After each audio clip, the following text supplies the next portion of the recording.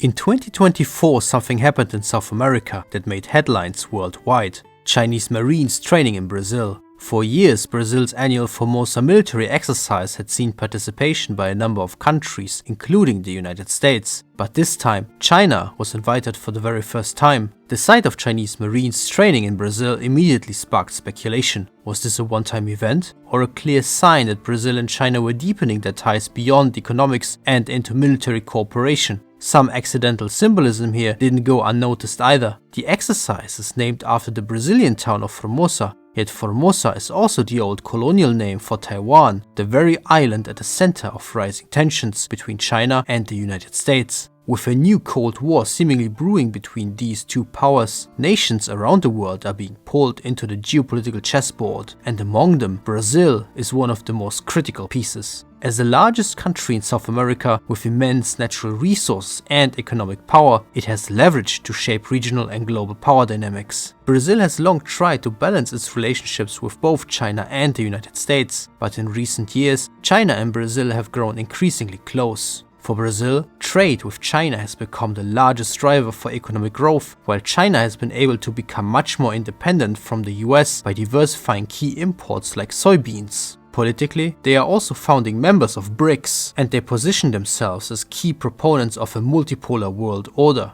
And with Donald Trump's return to power in the US, Brazilian-Chinese cooperation may intensify even more, as Trump and Brazil's President Lula have a notoriously strained relationship. But how did this unlikely partnership between a South American democracy and a communist superpower evolve? And will we witness an alliance forming between these two countries to the detriment of the United States? To understand where things are headed, we need to go back to when this relationship truly began. But before we travel back in time, there is another crisis we need to handle. Right now, our personal data is being collected and traded more often than Donald Trump tries to buy Greenland. Things like email addresses, phone numbers, or even worse, my embarrassing browser history, all of this data is collected by data broker websites, which then sell it to basically anyone with a credit card and a disregard for personal privacy. This is how people end up getting targeted by scams, spam emails, or even worse, identity theft. But don't worry, because this video's sponsor Incogni is a fantastic solution. Incogni is your very own miniature diplomat that contacts these data brokers on your behalf and legally forces them to delete your data. No forms, no angry emails, you just sign up, give them permission, and they handle the entire process, including follow-ups when data brokers try to ignore their requests. You even get a very neat dashboard where you can track their progress in real time. Use my promo code PoliticsWithPaint at the link below to get an exclusive 60% off an annual Incogni plan.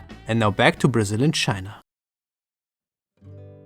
The foundation of modern Brazil-China relations was laid during the Cold War. In 1974, Brazil became one of the first South American countries to officially recognize the People's Republic of China shortly after US President Richard Nixon began engaging with Beijing. At the time, the two nations were very different. Brazil was under a right-wing, anti-communist military dictatorship, while China was ruled by the Chinese Communist Party under Mao. Yet they found common ground in other key areas. Both were developing countries that shared a belief in non-interference in each other's affairs and sought greater independence from global powers. China wanted to distance itself from the Soviet Union, while Brazil aimed to assert more autonomy from the United States. And so they recognized that there was potential for political cooperation. But they also developed a relatively modest trade relationship, which was the exact reverse of what it is today. China was exporting natural resources and agricultural products to Brazil, while Brazil sent manufactured goods and technology to China. Additionally, both states occasionally supported each other in international organizations like the United Nations. However, the real transformation in their relationship occurred after the Cold War ended. By the early 2000s, China's rapid economic expansion completely reshaped its trade dynamic with much of the world, including Brazil. As China's hunger for raw materials grew, it increasingly turned to Brazil for imports like soybeans, meat, iron, and oil, and that began to fuel a significant part of Brazil's economic growth. Brazil, meanwhile, profited from affordable manufactured goods coming from China, particularly electronics. By 2010, China overtook the United States to become Brazil's largest trading partner, a milestone that highlighted the changing balance of power in global trade.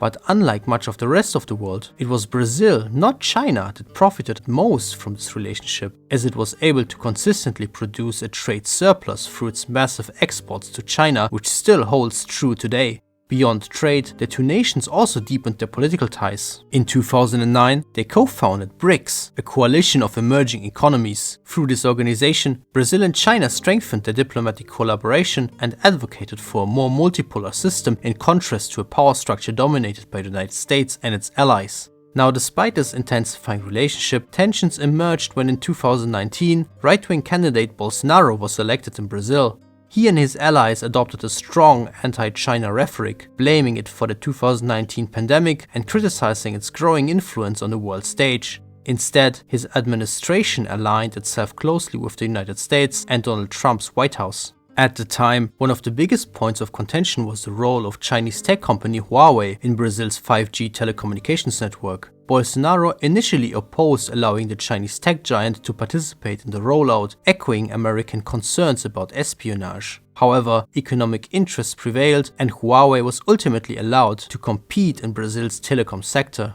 This only goes to show how even as diplomatic relations were tense during this time, China remained Brazil's most important economic partner.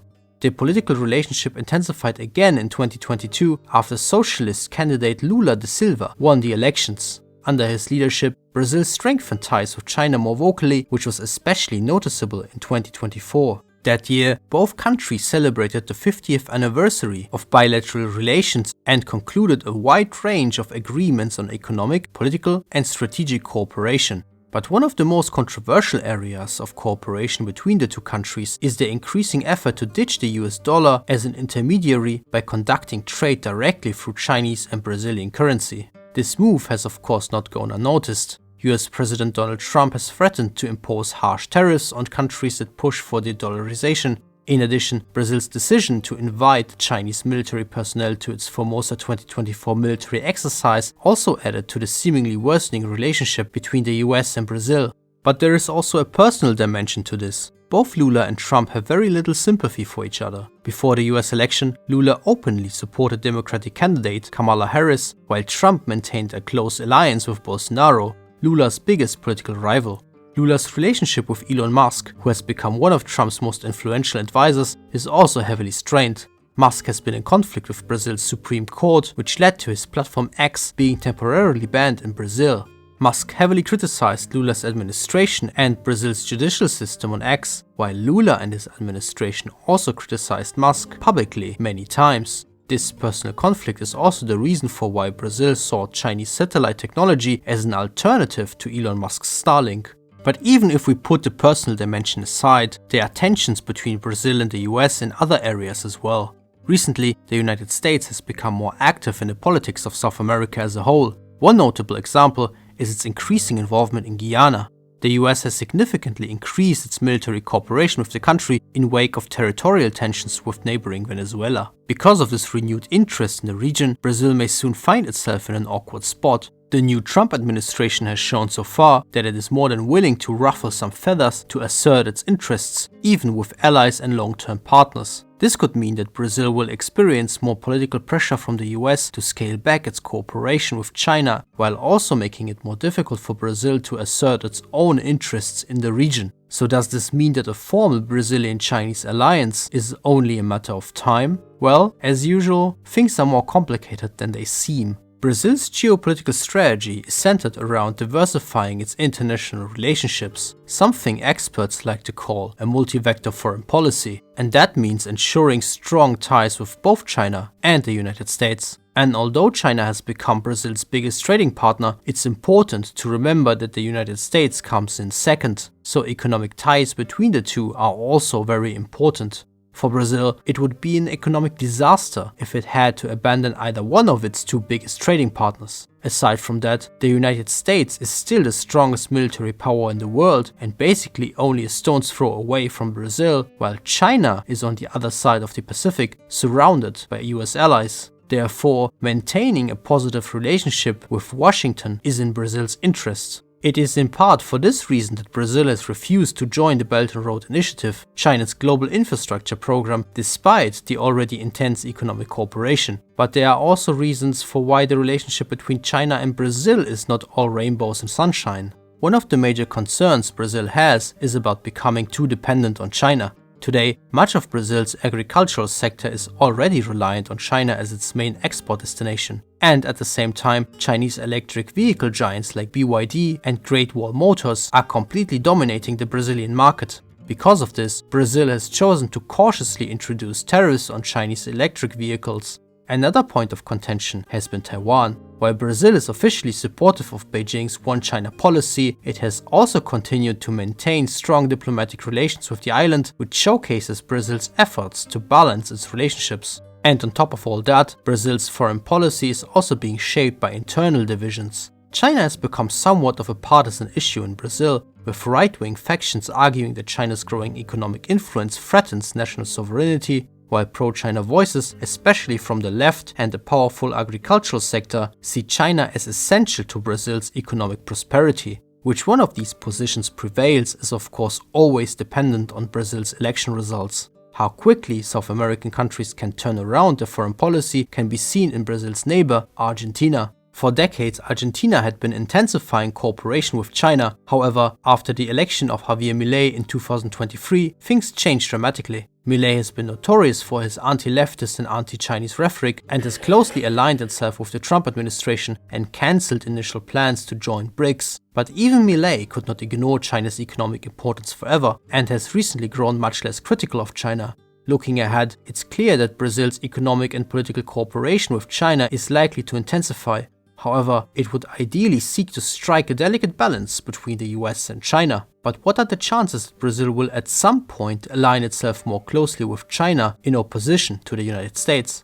Well, if you ask me, this will depend a lot on how the United States will decide to approach its relationship with Brazil. Brazil is a massive country by all important metrics, and because of that, its national interests will never completely align with the United States, and so the question is how the US will deal with that, and there seem to be two options. The first option is to simply accept the circumstance and try to find a pragmatic approach that will allow Brazil to keep its ties with China, but prevent them from becoming too close. Such an approach would resemble what the US is doing with India, which despite building stronger ties with Washington, has also maintained strong ties with Russia. And this would require Washington to accept making compromises and concessions, something the Trump administration doesn't really like to do.